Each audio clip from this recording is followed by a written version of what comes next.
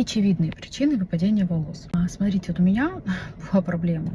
Откуда у меня начались проблемы щитовидной железы? На фоне дефицита йода. Я долго не могла понять, потому что у меня все показатели были все в норме, но был очень низкий гемоглобин. Это прям было непонятно. Я ходила тоже к гематологу, хотя я сама врач, да. Ну, почему низкий гемоглобин? Мне просто назначали железо, которое мне очень подходило. И потом уже самостоятельно, когда раскопала эту проблему, потому что у меня уже потом начался гипотереоз, проблемы, часто рецидивы герпеса. И я раскопала, что проблема изначально была именно одна из причин таких ключевых. Это дефицит йода. Когда я стала восполнять дефицит йода, все нормализовалось. И в описании я хочу, чтобы прочитали такие неочевидные причины выпадения волос, потому что все это натирать, мазать, принимать, это все классно.